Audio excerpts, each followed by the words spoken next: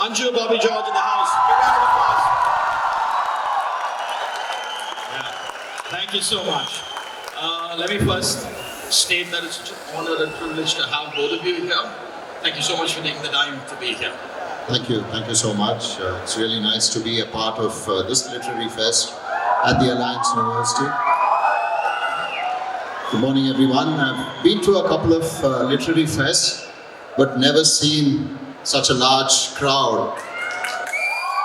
So, well done to all of you who are here, and really looking forward to our session.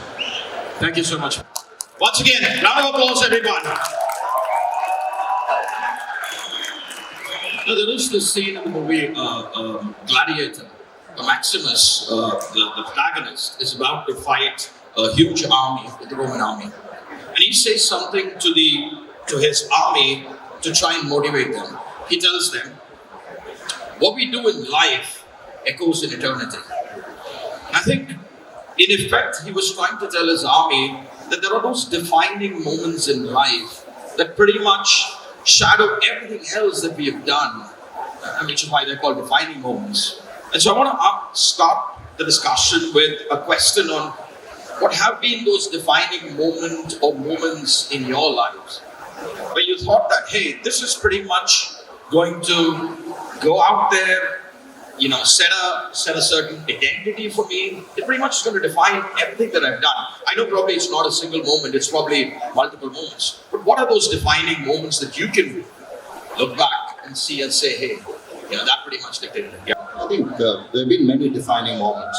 First of all, just making it to a under 15 state team for Karnataka, because when you play cricket, there are millions of people who play the sport.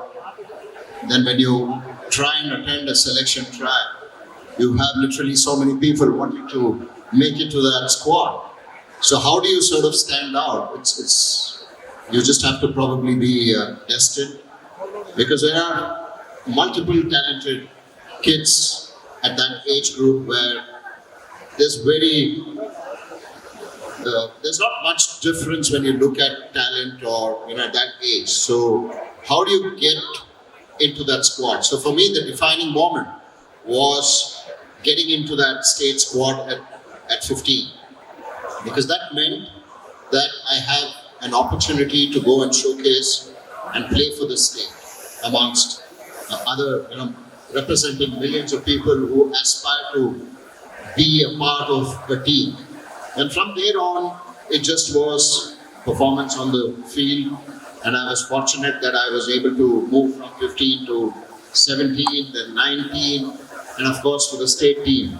All of that happened in 1 year, in 1989, when I played for India under 19s and played for Karnataka, and immediately played for India in that same year. So I think the defining moment was when you get that opportunity, because for some people the opportunity comes at a very young age. The moment you sort of step in, you get that opportunity and you have to make the best use of it. For some people, you keep striving hard and you don't know when that comes to you. So when that comes to you, you need to take that. And that's something that I was lucky. Like I mentioned, it came pretty early in my career. And it went away pretty early as well. I was dropped immediately after the first tour. So in that sense, you just have to believe and have that belief that, look, I can go and make it in the big league. And the moment you start performing once, the first performance is the critical aspect. Once you know that you've been able to bowl well and pick wickets at the international level, then to repeat that becomes that much easier. Wow. Lunch University, you heard that. That's pretty much in their teens, right? Teens, early 20s, that's where opportunity strikes and they've strived. Which brings me to the next question, which is about challenges per se. Lunch University, I don't know whether you remember, I think it was probably a year apart for both of you. 2002 for you and 2003 for you. 2002, I don't know how many of you remember Anil's play in Antigua with West Indies, and he's got a fractured jaw. I don't know whether you remember the strapped up picture. You guys remember? Yeah, I do remember because I was watching. what an incredible moment. You bowled into 14 overs on the trot. You got the wicket of Brian Lara. Incredible. I mean, that was so inspirational to us. And that was in the year 2002. And brings me to the question of challenges per se. And I think these young students out here are constantly facing challenges. And those challenges are essentially battles with their own mind. I was just wondering, how do you overcome that challenge? What did you do? What was your mental state? How did you get through that? If you could describe to us, that would be great. Anil.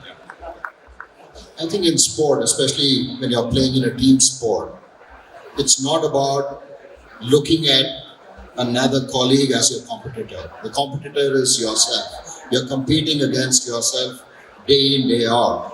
How can you get better than what you were yesterday is the biggest sort of question that you constantly ask. And what can you do consistently towards achieving that? Because the moment you start thinking that I need to play for India, yes, that dream is there. But how do you do that? You can't constantly start putting pressure saying, oh, the selection trials are tomorrow, so I have to do this. The moment you start giving outside influences, so to speak. I mean, selection is not in your hands. You're in your hands. You have a ball in your hand. You can go and bowl and get wickets. You have a bat in your hand. You can go and get runs. The moment you start giving importance to selection, being dropped, doing well, and then suddenly feeling that no, now I can do everything. All of these start putting undue pressure. The moment you keep that away from you and focus on what that day should be like how Anju mentioned, you sort of list out all the things that you need to do to be prepared for the game. So every day when you prepare, you're preparing as though you're playing a match. You're visualizing, thinking about various situations, about the opposition batters, looking at how you can bowl at them, and then preparing yourself the previous day or leading up to a tournament, saying that this is how I'm going to be. So when the actual moment is happening, it's in your subconscious mind. You're not really thinking about outside noise. Because the moment you're not doing that, that's when you feel the tension. It's as good as examination. When you write your exam, we feel nervous on the day when you're actually picking up your pen and waiting for that question paper to come to you.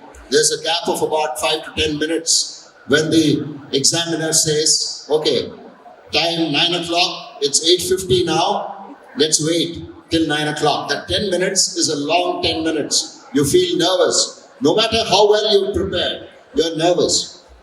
But once you see the question paper, then you know that everything comes back because you've prepared well. If you've not prepared well, then it's pretty obvious. So it's as good as going through the entire syllabus and then looking at the question paper and then understanding, rather than saying, okay, I need to go for 100 marks, but I'll only study for 50 marks, and then I'll expect 100 on 100. That won't happen. So it's very similar to that when it comes to preparation in sport as well. So the moment you start conditioning your mind to all of this, challenges become easier. So you love those challenges. You want to be in that moment when things are tough because you're prepared well, and that's what determines who you are as a character. When things are easy, it's easy to go there and then do the job. When the opposition is finding it difficult to come in and get your wickets is easy. When it's 100 for no loss or 200 for no loss, and then the captain is looking out who's going to come and bowl, that's when you need to put your hand up and say, look, this is challenging, I want to overcome this. And those are learnings, it's not a failure. People think that success and failure are opposite words. It isn't. Failure is a part and parcel of the journey. You can't help but fail. But how do you get out of that? How do you sort of learn from those failures and then utilize that in the moments that, again, you sort of see in a situation is what determines how you accept those challenges and overcome them.